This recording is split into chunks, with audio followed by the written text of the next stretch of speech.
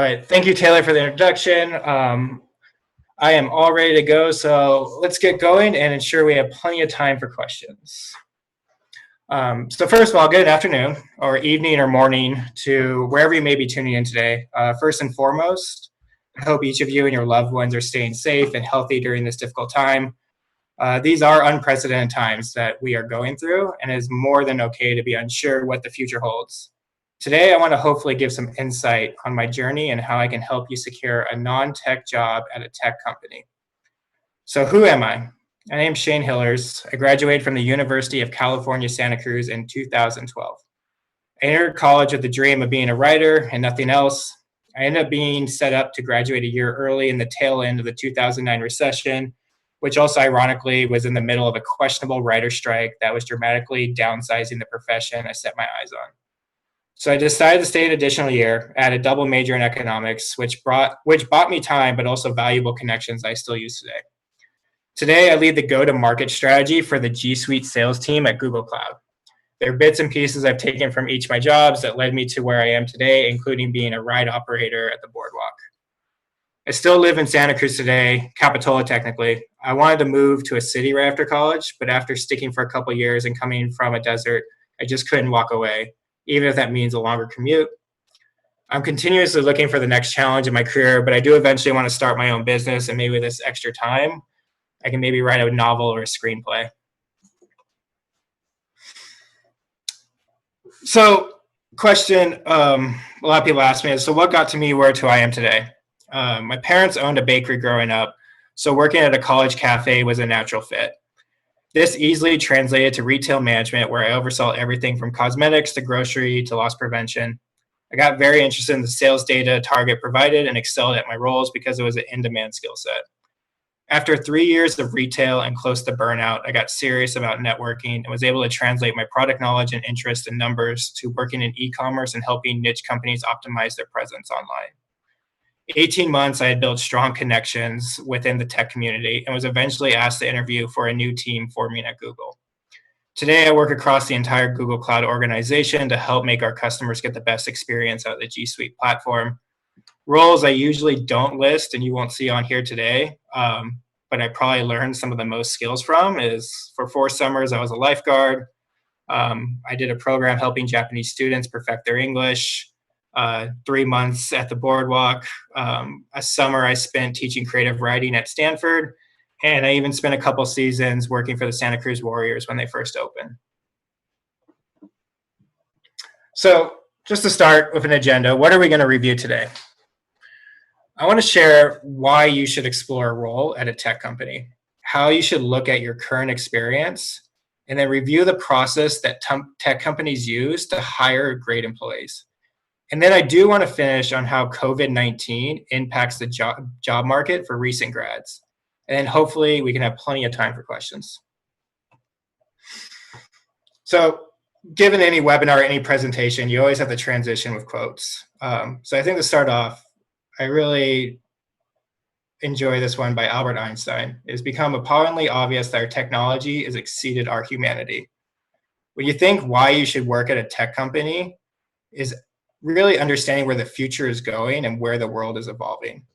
It is definitely a growing area, and this quote is an abridged version of a statement Einstein made in the 1940s about how technology, specifically about the development of nuclear weapons, would change every aspect of our lives.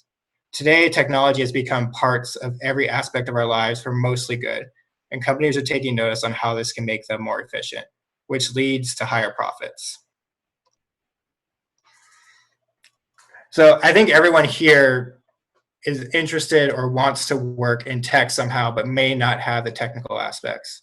And so to first start off why you should work in tech, we could spend this whole webinar talking on that reason and why it's the best industry to work in. But for now, I've rounded up my top 3 reasons. First, having access to unlimited jobs. Technology companies are projected to be among the fastest growing and are in demand due to the digital skills gap today. More than 5 million jobs within tech companies are expected to be added globally by 2027. As these companies grow, they are looking for essential roles to support the business, and once you are in, it becomes more flexible to move around. Second, get paid an above average salary. I know everyone here is soon to be graduate or recent grads, and the first thing we're looking at is dollar amounts on how do we start the next step of our life. If you're aiming to boost your savings or travel around the world, a job here can make both those things happen quicker. The tech industry and tech companies for tech and non-tech roles pays a lot higher compared to other industries. Glassdoor found that on average, tech companies paid $20,000 more than other industries. This is mainly due to the higher return and profits for creating technology compared to other industries with lower profit margins. Most industries have very small profit margins that do cut into the bottom line, not as much within a software or tech company where there are higher returns on investment. And third, and I think this is the most fun reason and why I enjoy working in tech, is just having fun building the future. Who wouldn't want to be part of an industry that's building our future? It's such an interesting time to work in the industry with new emerging technology to be worked on, other industries to be disrupted, and underserved audiences to cater for. This is a space where we are getting creative and rethinking the world today. I'll touch it on some other industries that are being impacted today later in the presentation, but just for now, how we are now having virtual meetings, virtual classrooms, webinars are becoming the norm, virtual meetings. Even an example today that I came across within the health and care industry was talking to a hospital where their nurses are able to treat 3 to 5 times more patients than they were able to do before COVID-19 because of the due of technology and video conferencing. So I want to put up this graph because I think it's really opening. A lot of people ask me, they say, hey, I want to work at tech companies, but I have no experience. I don't know how to code. I'm not good at this. I'm not good at engineering. But I like what you guys are doing. I want to be a part of it. The truth is like I had very little experience. In college, I wanted to be a writer. And then I did economic theory for the most part and did not really enjoy the statistics or econometrics that came with it. As I've grown through and worked at Google, I've been able to grow more of those technical skill sets to help enhance my job. But coming in, I definitely had a gap for it. So when you think of jobs in tech, you might imagine a developer, engineer, or data scientist, someone who has technical skills such as coding. Technology companies aren't just hiring technical people, though. They're also hiring for non-technical roles in areas such as marketing, product, and design. Tech companies require people with different skill sets, and you do not need to be technical to work there. Glassdoor actually found that 43% of roles advertised by tech companies were not technical. As you can see by the quote by Amber Chamberlain, you can show that it's not just engineers in a startup today. As these companies grow and they're developed from a product and engineering, they do need to know how to have sales, marketing, and strategy to manage that idea.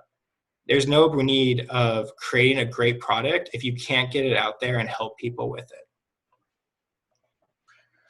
So you're asking, okay, I fit that mold, I'm non-technical, and I want to get in here, but what can I do? Well, there's tons you could do. You got a lot of options for your next career, and all these companies have major business units. To give glance, working at Google, maybe about 40 to 45% is engineering, and then another 40 to 45% is actually what we call the general business unit, which ends up becoming sales, marketing, support, any way to enhance the other part. The next 10 to 20% is a mix of your HR, legal, and finance that keep the business running from a central top-down leadership level. So to kind of go through some of these, first one, project manager or a product manager. They're responsible for leading the success of new product and working cross-functionally with several teams such as tech, marketing, sales. This is where I fall into. A lot of strong communication skills are needed, getting people on track, and just strong organization of getting us through our milestones and making sure we stay on track. Second, communications. This has a lot to do with what a company does internally and externally with language and tone that is representative of the brand. They sometimes have the job of transforming complex and confusing tech jargon to customer-friendly language. I think a lot of people here probably have gotten some sort of handbook or booklet of how to do stuff. it is clear to see where people put in time, where it is user-friendly and can be communicated for the masses to read. Human resources. Pretty straightforward, but as these companies grow, they need to ensure they have people to analyze the employee performance, work with sensitive issues, and help with recruiting and onboarding. If you're looking to make a quick jump, HR definitely has a large vast of different ones, including recruiting and definitely sourcers and researchers that go into it. Next one would be looking into legal. Obviously, as you grow, you have to protect yourself by hiring various factors within there. Operations. As an operation manager, your job is to get stuff done. They ensure that the day-to-day operations of a business run smoothly and ensure deadlines are met. Another entry level that's very popular, especially for recent grad, is sales. You are looking to see how you can demonstrate to customers the value your product brings and really how you can help change their work transformation and their culture to value to kind of what a lot of the tech companies in Silicon Valley sees today. And then marketing, you'll be responsible for thinking of new ideas and creating engaging content and campaigns for different audiences, as well as conducting research to build user personas and analyzing data to identify new opportunities. And last, finance, anyone who's in the economics or business management field, this is another great opportunity where you can crunch numbers to make sure that we are being profitable and that the resources are being allocated in the correct organizations or divisions. So the transition, and before as we get into the next one, kind of want to go through this quote by Eleanor Roosevelt. The purpose of life is to live it, to taste experience to the utmost, to reach out eagerly and without fear for newer and richer experience. So I do really appreciate this quote from Eleanor.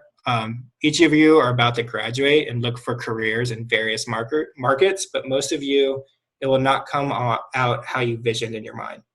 My biggest advice is don't walk away from opportunities that are not perfect. Your first role might not be at a Fortune 500 company or an industry or product that doesn't really excite you. I've taken time to reflect my learnings from each role, and there is something valuable that I lean back on today. Be optimistic about the work given to you and give it your all. In the end, you'll walk away with more than you expected, even if it's negative. Example I have personally, I've gone through various roles in companies, and even with a few companies I've worked for, I was not a big fan of some of the management.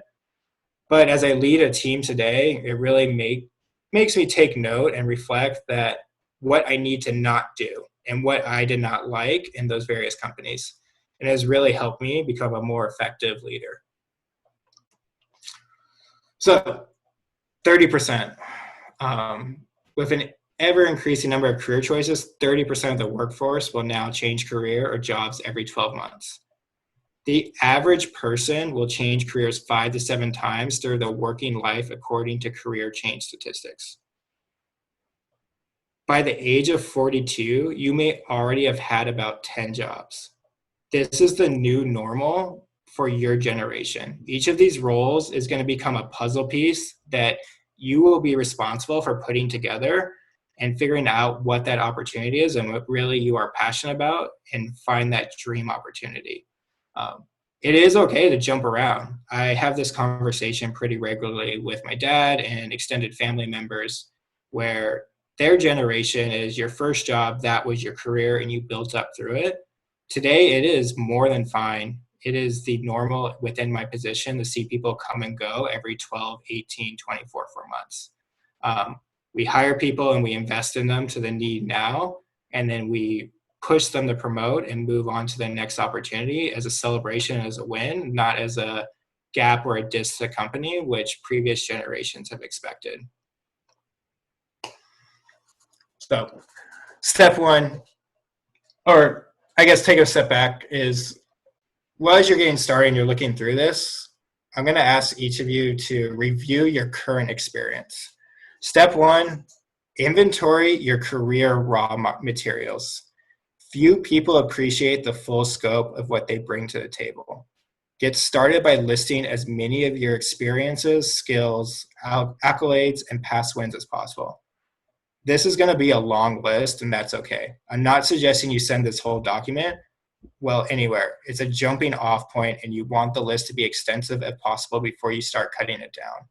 I know we're always told to highlight a handful of bullet points, but this is an exercise I do quite often just to see even some of the minor things of skills or moments I enjoyed or didn't enjoy that I might want to explore as new opportunities down the road. And even as you guys are recently graduating college, you can still find 3 or 4 pages through 20 years of experience growing up, whether it's from sports, being on a different club, different classes, class projects, even finding a place to rent and managing the expenses and different stuff. Find ways to market and sell yourself and those points and those learning lessons you had from there. Step 2, you're going to want to understand what the very best people in your desired role actually do. To get the full story of what your dream role entails and get a better sense of it, you could actually do it. Speak with friends or even friends of friends who excel in positions similar to the one you want. If you can demonstrate a better understanding of the role and company than other candidates, discrepancies in experience will matter less. I'd rather hire a comparatively less experienced person who really gets it than a more experienced candidate who doesn't. And then step 3, highlight the traits most relevant for the role now. Now you have the key ingredients, a comprehensive list of what you can do and a long list of everything the company needs and a top hire for the role. Your next step is to draw parallels. I once had an employee who wanted the transition, or I hired her, but she wanted the transition from being a camp counselor to being a project manager. And she learned that the stated skills for project management included strong analytical, laser focus, and moving key performance indicators, also known as KPIs, working on the big picture and in the weeds, understanding the company's users, and having an MBA or equivalent. What wasn't written on the job description is the unspoken skills include instilling confidence in teammates, peers, and superiors, sales skills, strong intuition, solid people skills, resilience, and exceptional listening skills. Armed with this information, she can match her qualifications. With that, the company really needed it, and we hired her, and it's been a successful hire since. Step 4, check in with someone knowledgeable who will tell the truth. You've made it this far. Your experience is unconventional, but you've done the research and think you're a uniquely qualified candidate. There's one more step before you begin your application. Reach out to your knowledgeable contacts and ask them for honest feedback. Someone with the insider info can help you see the difference between stretching and being entirely out of your league. Couch it by explaining that your application is a work in progress and he or she won't hurt your feelings. Once the application looks ready to go, put your apprehension behind you, show the hiring manager that you're the best choice because of your unique background, not despite it. And finally, and probably the most important, is leverage your network. Make it known to those around you that you are looking. Let people know your accomplishments. You would be shocked how often someone asks if I know anyone looking for a new role. And the first person that always comes to my mind is a recent encounter, friend, family, extended friend of someone who I know is looking for a new role. The more people who know and the more people you're connecting with, the broader that's going to go through. Next is tailoring your resume. I think there is a misperception today of your resume. Now that we have all of your skills written down and you see the job description, we've made it so easy at tech companies to go to a career website and just submit. That's the last thing we want you to do, actually. First, I want you to identify what's most important to the company. The key to making your resume attractive to a company is to tailor it to the job description. You can use the job description to figure out their needs and priorities and then make your resume mirror that. The truth is, the job description, you want to copy and paste and use keywords because that is what the automated software is picking up to see to get you past the first stage of the screening. So use that as your template to build your key features and your resume around. 2, match your resume content with the job description now that you understand a bit more about that company and what they want, and look at your resume. You want to tailor your resume to the job description, starting by matching the most important things on the job description with the most visible areas on your resume. Third, reorder, add, and remove. You can accomplish what I described above with a few different methods. First, you can reorder the bullet points and info you already have, push the most relevant experience to the beginning of each section, and move other less relevant pieces lower down. I'm mentioning this first because it's easiest. You're just cutting and pasting different pieces with no writing needed. Next, you can write new bullet points. You might see something on the job description, realize it's not mentioned on your resume at all, but it's something you have a bit of experience with, so add it. And finally, you can remove or delete information if the new bullet points you've added and made are redundant, or if it's just not relevant at all. 4, provide compelling evidence. You need to provide specifics, facts, figures, examples, stories, something that shows the hiring team that you can come in and be effective in this job right away. Here's what you could put as a bullet point for the example above. Manage 4 to 5 simultaneous projects, including all timelines, goals, and results, frequently required to make scheduling adjustments as new projects were initiated. If you want more information, I strongly recommend reviewing the article, My Personal Formula for Winning a Resume by Laszlo Bock.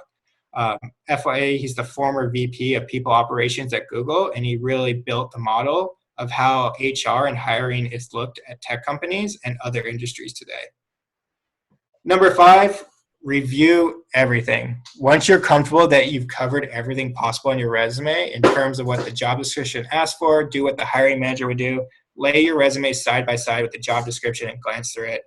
Does everything fit and make sense? Will the company be able to clearly see why you chose to apply for this position and why you're interested? I come across hundreds of resumes through my career, and it is very obvious to see who doesn't put in the extra time, where there's typos, people are applying for roles that they're not qualified. Take and leverage your network, family and friends, and ask them to review. Get a different set of eyes in there, because even today when I see my same resume for 3 or 4 days straight working on it, I miss things because I've seen too much of the same. So take advantage of that and make sure you get it fully reviewed if it's a job you really want. So I hinted earlier on referrals, and this graph kind of shares why referrals and your network is so important. And this is very clear at Google today, but it's also clear in almost any major company. 40% of all candidates put forward via employee referrals are hired, yet just 7% of all applications an organization will receive are employee referrals, meaning almost half of an organization's hires are coming from only 7% of the applications they receive. Applicants hired from referrals start their new position on an average 10 days faster than their counterparts. On an average, 47% of applicants hired from referrals stayed loyal to a company up to 3 years or more. Only 14 of applications from job boards stayed the same length of time. 70% of employers say referred hires fit the company culture and values better than those from other sources of hire. 51% of employers say referred applicants are less expensive to recruit, while 67% said the recruiting process for referrals is shorter. The truth is most tech companies, they are using this data to drive their hiring process. HR and recruiters know where their most valuable candidates are, and it's coming from recruiters easily, or it's coming from referrals easily. So if you do want to come in, your odds and the data shows that you are most likely to get that role that you want by getting someone on the inside who can vouch for you. So now that we're talking about referrals and how important it is, let's kind of go into networking strategies. I hinted this first one, but let people know. Even though many of the people in your immediate network won't be in your target industry, you never know who might be in their networks. So let people know you're thinking about making a change and see if they know anyone you can connect with. 2, do your research. Even beyond your immediate network, you likely have more resources at your disposal than you realize. Before you start reaching out to people who are a little further removed from you, do your research. Does your university give you access to an alumni database? Have you searched on LinkedIn for people in your target role to check out their career paths? What are the professional organizations that are active in your area? This might not feel like networking to you, but it's important to lay the foundation for your future efforts. 3, find others who have done it. Once you get a sense of the different ways you'll be able to meet more people, Know that the most useful people for you to connect, which are those who have already made the career change you'd like to make. LinkedIn could be particularly useful here, since you can see people's career paths right there on their profiles. While reaching out to people who have an extensive tenure in the industry can be helpful to learn more about the trade, other recent career changers are often able to offer more strategic advice about breaking into your new field. I can personally say that when I made the jump from our smaller marketing agency to Google, having that update on LinkedIn definitely put a lot of people on my message and asking how I moved. And I might not have known it or reflect on it too much at that point, but looking back, I kind of know the formula and how you can make that going through. So do leverage those tools and see where people are making moves. 4, you want to seek advice. Networking isn't fun, it's hard work, especially the meeting people and talking to them a bit, but magically, it's actually easier when you're new to an industry. Think about it this way. Networking is all about telling your story, asking questions, and getting advice. As a career changer, your story is going to be more interesting than most, and being new and all, you'll naturally have questions and require advice. Use this to your advantage. Once you've looked up people to talk to, set up a bunch of informational interviews and go to town. And finally, 5, go to industry events. You really want to put yourself out there. Go to local events, go to virtual events at this point, go find different ways to meet up. Find different ways you can connect, whether it's through Facebook groups or LinkedIn groups, or once we can go back in person. Professional organizations frequently have both social and professional development events, and you could benefit from both. Learn something new and create some luck for yourself. You might just end up in the right place at the right time and meet the person who ends up giving you your big break into the field. Feels really big right now, but if you take it step by step and remind yourself to be patient, before long, you'll be one of the people that people are reaching out to you to learn about changing careers. Of course, you still remember how intimidated it all felt and offer some words of wisdom or open a door or two. So on to the next part. For those who don't know who Satya Nadella is, he's the Microsoft CEO. And this quote, our industry does not respect tradition, it only respects innovation. If you want to get a job at a tech company, the most important thing you can understand is the company values. You could be the best, most respected person in your profession, but if you do not align to the company's core values, then you are not going to get the role. I've interviewed hundreds of people and sadly declined many of them, including people some of the most accomplished at what they do. Main reason I say no, our company and our culture is just not going to be a good fit for them. If you're truly interested in tech in a specific company, become ingrained in their culture. That is what differentiates tech companies from more traditional companies. The nice thing about tech and working at tech companies is this information is readily available. I can talk about Google and all the YouTube videos we have, all the docs we have about career, culture. We have books written on how the data and science is driven, how listening to our employees and driving our culture today is our most important aspect. So really take the time to research and look in. So that research and looking in is your first step. But the next thing is once you have your resume tailored, you got the research, you kind of have some stuff through, you have some pipeline going through, kind of want to get a sense of the culture. And before you pursue a job at a company, research everything about it, its missions, its values, its culture, and its history. Interview a lot and see how those companies are, how they behave. If you find yourself put off in the interview process, it might not be at the right place. If you find the informality, speed, and shoot from the hip unprofessional and juvenile, it's probably not a great fit for you. Second point, stand out from the pack. Once you've targeted certain companies that seem like a good fit for you, you need to get their attention. Since you might not have the same kind of network in the industry that tech workers do, be proactive about establishing contacts. Try to position yourself as an entrepreneur and a problem solver that doesn't always need to be told what to do. Before you go in for an interview, make sure you have a sense of the office dress code. So tech, a big thing is usually casual. So if you show up in the San Francisco Bay Area or Seattle wearing a full suit, employers might worry you might not be comfortable working around engineers in t-shirts and sneakers. But coming to a job interview and wearing a t-shirt and sneakers might not be in the right approach either. Try to strike a middle ground with an outfit that conveys a sense of professionalism without coming off as too stuffy. I can share that the unwritten rule at Google is if you come to interview in a tie and a suit, you're automatically a no matter what your interview looked like.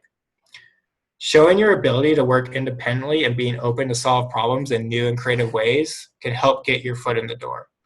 Try to position yourself as entrepreneur and a problem solver, and doesn't always need to be told what to do. Connect the dots for potential employers on how your past experience is relevant and valuable to them. For example, marketing professionals provide a sense of clients they've worked with and successful proposals. Provide illustrations on your resume that demonstrate not just your experience, but how good you are and the ability to transfer those skills to a tech environment.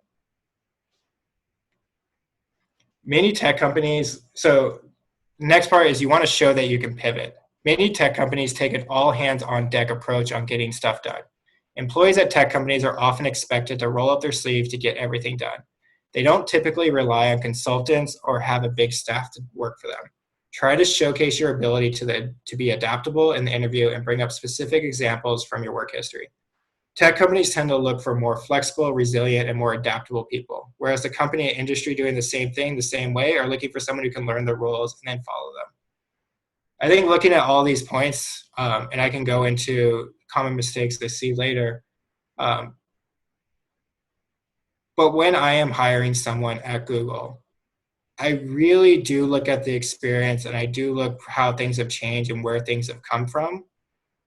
But I'm really diving in and I want to see how you think and I want to see how you pivot and I want to see how you think on your feet. I need a problem solver that I have a very vague, ambitious question and I send to them and I can work with that person and problem solve on how we're going to get the best solution, the quickest and most efficient to help the business and help our customers. Next, so going over some common mistakes. Remember, if I'm interviewing you, I put in the time to review your resume in advance and interview you for 30 minutes to an hour. I want you to impress me, and I make you feel that, and I want to make it feel that was a valuable use of my time. The recruiters are doing everything to make you successful, so you don't want to let them down. 1, not paying attention. Don't let yourself zone out during an interview. Make sure you are well rested, alert, and prepared. Getting distracted and missing a question looks bad on your part. If you zone out, your potential employer will wonder how you will be able to stay focused during a day on the job. You can't even focus during one interview, and please do not bring out your phone. I have seen so many phones come out in interviews that is the one thing you can drive through. Second, not knowing anything about the company, don't let your potential employer stump you with the question, what do you know about this company? If one of the easiest questions to ace, if only you do some research before your interview, background information, including company history, locations, divisions, and a mission statement, they're all available on the company page, company website. Review it ahead of time, then print it out, read it over just before you interview to refresh your memory. Also, you always want to check the company's LinkedIn page, Facebook page, Twitter feed if they have one. 3, fuzzy resume facts. Even if you've submitted a resume when you applied for the job, you may also be asked to fill out a job application. Make sure you know the information you'll need to complete an application, including dates of prior employment, graduation, dates, and employer contract information. 4, bad-mouthing past employers. Don't make the mistake of bad-mouthing your boss or coworker. It's sometimes a smaller world than you think. You don't know your interviewer might know, including that boss, who you think is an idiot. You also don't want the interviewer to think that you might speak that way about his or her company. If you leave on terms that aren't the best, so don't. 5, not being prepared to answer questions.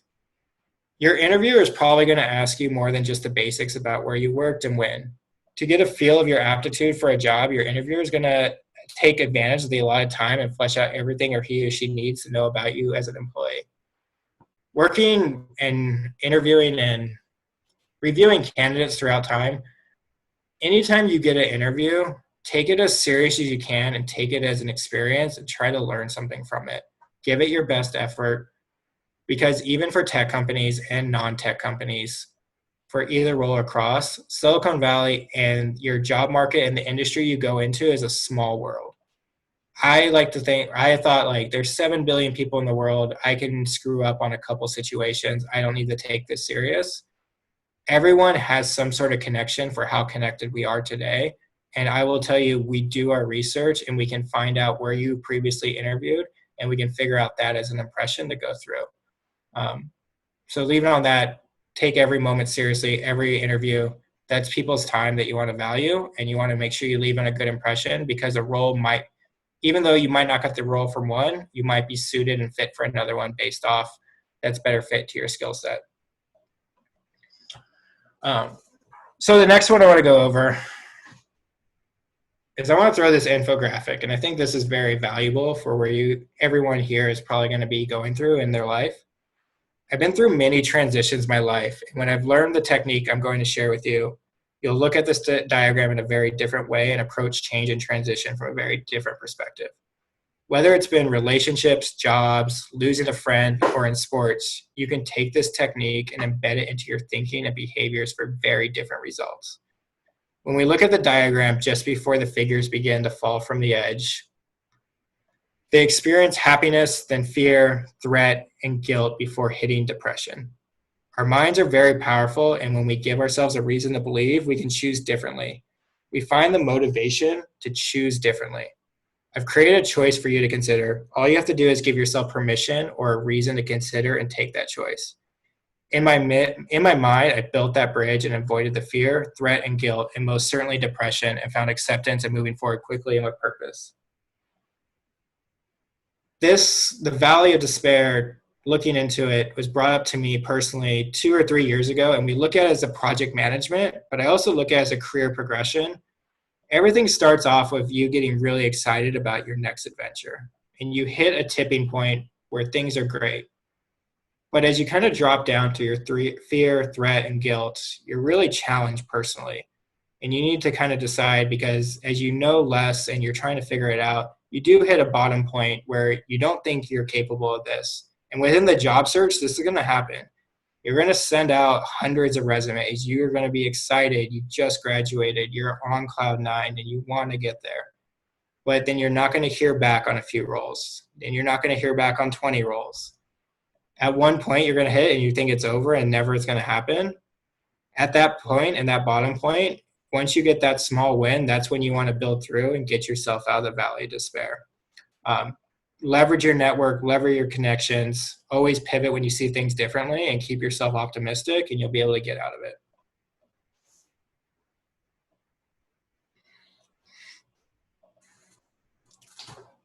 So I want to bring this quote from Maya Angelou. As I mentioned earlier, these are unprecedented times. And you might think you were dealt a bad hand, and that's okay for a short time. But at one point, you need to change the way you think about it and not complain. We're going to get through this, but it will take even more focus and persistence to get through this. And with COVID-19, everyone here is definitely in a different world. COVID-19 has dramatically changed how we look at the world today. And with change, there is opportunity. Not only are more people going to be working from home, but there are plenty of jobs that are opening up out of necessity from the change that we couldn't imagine just 3 or 4 months ago. As you see from this graph, estimates are showing 25 to 30% of the workforce will be working from home multiple days in a week by the end of 2021. We all knew the work from home trend was growing, but COVID-19 has only accelerated and it's grown other opportunities. So you're kind of asking yourself, what can you do now? Start online networking now. Studies show that 70 to 80% of jobs never get posted online. They get filled directly through personal referrals instead. Networking is key to any successful job search. It doesn't have to stop just because you can't meet someone in person. Instead of submitting hundreds of resumes online, use this time to shoot your shot. Introduce yourself over email and ask out a professional hero of yours on a virtual coffee date. 2, you can create your own internship. Create your own experience. Internships can be a key differentiator for graduates looking to stand out in the market. With employers saying internship experience is often the deciding factor for otherwise equal candidates, but what on earth are you supposed to do if your intern offer gets rescinded or you can't find an internship right away? Look for alternative ways to get the experience you need over these next few months. You could join a volunteer campaign, or you could offer to help out a local small business. You can organize a virtual effort of some kind of your neighbors or for people across the globe. Third, huge recommendation as you're coming out of college, get a handle on your social media presence. More than ever, people will be turning to your online presence to get a better understanding of who you are and what you're about. Make sure that your virtual first impression is as pristine and professional as you'd like it to be. The key is to go a step beyond just hiding your personal life from the world. Think instead about how you can impress them with your online presence. What if you did a series of interviews with senior people in your field and wrote about what you learned on LinkedIn? 4, targeting the companies that do well during recessions. Not every company goes through hard times. When the economy hits a bump in the road, make a list of businesses that do well, that maybe even do better. If people are stuck at home, delivery companies, video streaming services, home exercise equipment, manufacturers, online dating sites, and many more. Across the world right now, senior executives are working from home for the first time ever. This is a totally unprecedented situation, and very few people are experts at virtual work. That in itself presents an opportunity. 5, take a big interest in how remote work works. How do teams keep their spirits up when everybody is at home? What's the best way to flag issues to your manager? How do people get their work equipment set up at home? What are the pros and cons of the various software systems people are using in order to stay in touch? Set out to educate yourself on a specific aspect of remote work, team culture, technical setup, meeting etiquette, you name it, so you can add value to your new team from day one. I can add specifically on point 5 is I know our human resources department is bringing in a lot of information and data on what makes us more productive and happier when we're working from home. I have colleagues juggling childcare and homeschooling and different issues that they all have to come through that are going through. And all the research and features that are coming to us from an HR perspective makes me more at ease and makes me feel more productive at work. So there is opportunity in everything. Just start researching of where you're at. In every situation, yes, even in pandemics, there are little opportunities to reach out and make yourself useful by focusing on what you can bring into the table and communicating that value clearly. You'll find a way to get through this job search with grace, and you may never even have to leave the safety of your own living room now. So one thing I want to look to is I know the big tech companies and it is everyone's first choice probably here. And, it is worth getting creative, but don't put all your eggs in one basket because your career is just starting and it's going to be a roller coaster for 40 plus years. These next 3 years are not going to define what your career or job will be forever. And these industries are moving so fast that you will be able to learn more in any other industry. Look at every company as if it has a mini tech company within. Right now, retail has to analyze store data and find ways to automate a lot of things, which requires the same amount of infrastructure you would see in a tech company. I know Target right now is looking at how they're impacting their shelves and their sales online and how they need to market that differently and be prescriptive to their customers. Healthcare.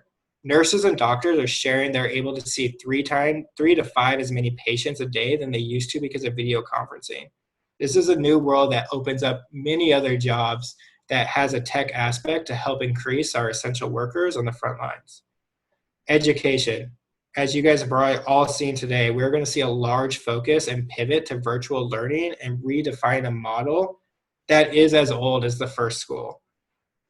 We are going to have more online e-learning classes. They're going to find new ways to make things virtual and make things where you can connect more with your professors, all the way from kindergarten to your master's or PhD. Manufacturing. These companies are hiring people in their headquarters to help connect with people on the lines and communicate changes needs. As you see, there's a lot of many items in demand, and the people who are on the front lines working those shelves and getting the items out are trying to connect and communicate with the headquarters to see where there's demand, where the data is showing we need to go. And finally, social media. More than ever before, we are connected. Any social media company is figuring out ways how they differentiate from the rest to get user base and get people in. That includes marketing, that's going to include sales, that includes legal, that includes HR. includes all the various ones that you want to go into. So the tab point I want to give in is just look into where the industries are and who's impacted and how you can fit in as you're going across. I just want to end, before we move to questions on this, quick story. I always like this quote, and I actually have the book. My high school senior English teacher bought us all a copy of Oh, the Places You'll Go. And it's still something that I reference. It's cheesy, but I think you guys should all look into it because, as it says, or Dr. Seuss says, you have brains in your head, you have feet in your shoes, you can steer yourself in any direction you choose. You're on your own, and you know what you know. And you are the one who'll decide where to go.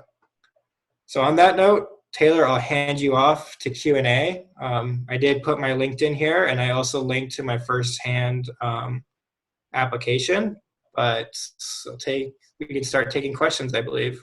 Yeah, thank you so much, Shane, for the informative presentation. I just want to let everyone know that in the chat box, I did link the YouTube channel where this recording will be uploaded on, as well as JobScan, which will help you with resumes, and then also another link that Shane mentioned.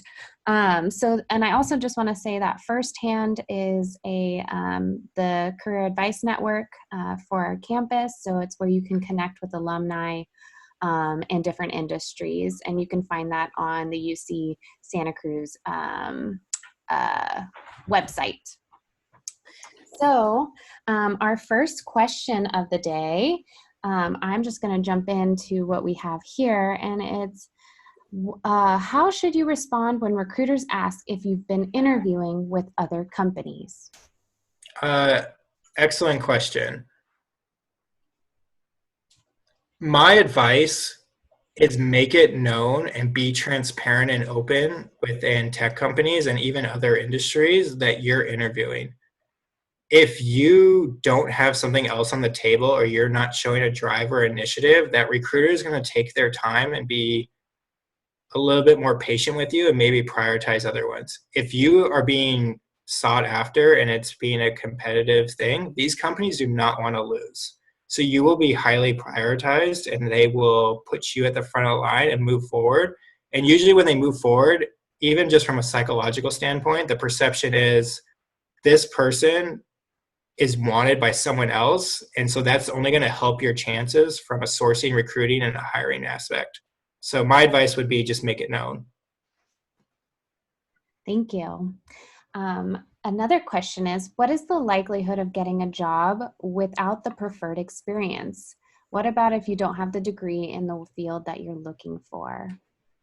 Yeah, great question. Likelihood of getting a job without the preferred experience. I would say at Google, we've definitely pivoted. I think most tech companies, the data is showing that it is good to have a good mix of outside thinkers. Deep down, I'm a literature major and I run a global economic go-to-market strategy for $1 billion product. My director is also a literature major and she runs it for the entire sales team to help these specialists go across. Working at Google, you see such a wide variety. I'd say in tech, most of them are computer science and engineering, but there are people who have been self-taught and gone through. But outside of tech, it is so interesting to see people from communications, from legal, even software engineers who come over to sales. It is a wide mix. It really is how do you market yourself and how do you share your experience that lines up to that job description and then sell yourself in that interview and kind of know the information. Awesome. Okay, so when you said get a handle on your social media presence, does that mean employers will look through your Facebook, Twitter, and Instagram profiles? How do they compare to your LinkedIn profile? Great question. Every hiring manager is going to be different and every recruiter is going to be different. Just from my experience, if I get your thing, first thing I'm doing is looking at your LinkedIn and then I am stalking you on Google. And I'm going to find your Facebook, I'm going to find your Twitter, I'm going to find your Instagram. It is okay to have your Facebook, your Instagram, and your Twitter have personal reasons on it. make sure your LinkedIn is set up for your professional network, and then privatize the other ones, because you don't want a bad reflection, or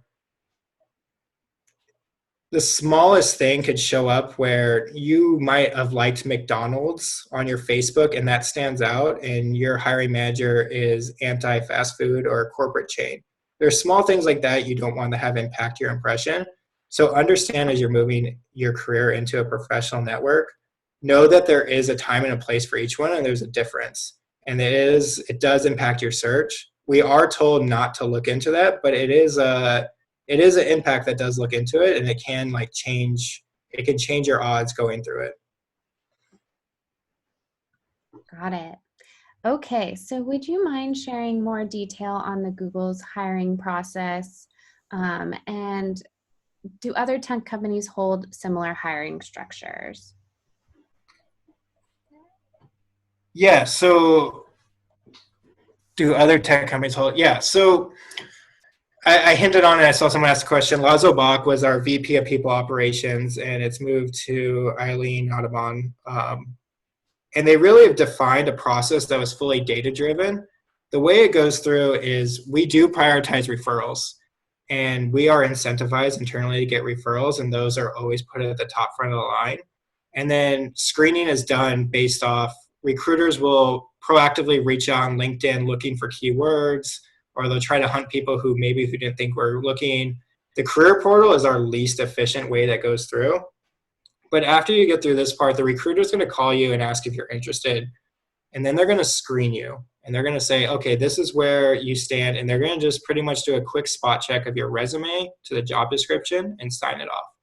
If they think you're fit, they're going to give you to the hiring manager. And the hiring manager will say, okay, here's the 8 options. I want to interview these 4. And so they'll start off with 4. And so say you're one of those 4 and you make it through. At Google, you have to go through 4 interviews. And the 4 interviews are set up by data on how to be the most effective to find the best candidate. So the first one is going to be what's called Googliness. It's mainly just a check with culture. It's done with someone completely outside of the team. It's fully randomized to make sure that you would be a good culture fit that aligns to Google's core values. Second is leadership. Leadership is mainly, everyone at Google is expected to have some sort of leadership equality and be able to take initiative that moves forward. Third, role-related knowledge. This will usually be done by your peer, but it's just a quick check to see, can you do the job and figure out where you are. And then the last one is called GCA, which stands for Google Cognitive Ability. This is usually done by the hiring manager or the most senior person, and is usually the final card, but also the most difficult. It is a lot of hypothetical questions that really dig into your brain and really try to not see what your answer is, but we're really testing you to see how you think. There's a lot of YouTube videos about it. It's very difficult at a first glance, but once you get the process, look at the consulting, and you kind of go through there to answer it. Got it. Okay, this will be our last question for the evening. Maybe just going back, because we were talking about social media and then checking their accounts. So what if you don't have any social media accounts whatsoever? What do they do if you Google search them? Yeah, good question. I think no matter what, it is accepted that you could be unlisted or private with your personal accounts. If you are moving into the professional world, I would invest in a LinkedIn. The best thing to do is just in an incognito window or anything, just Google search your name and see what comes up. Google search Shane Hiller's Santa Cruz or Shane Hiller's Google, or whatever your name is, and keywords that might differentiate yourself. You want to make sure that that makes sense and that's a good representation of you of a professional level.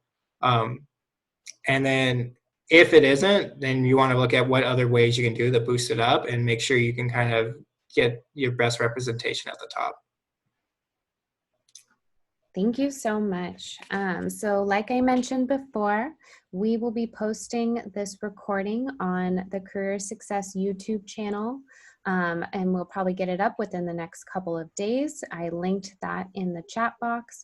And I just want to say special thanks to Shane for the great presentation, and as well as all of you attendees for participating in today's webinar. So we hope that you have a great night, and you will be receiving a quick survey just to let us know how you felt about this presentation. And I do just want to apologize for the little mishap at the beginning. That was my bad. So have a great night and a great weekend, everyone. Cool. Thank you, Taylor. Thank you, everyone. Stay safe.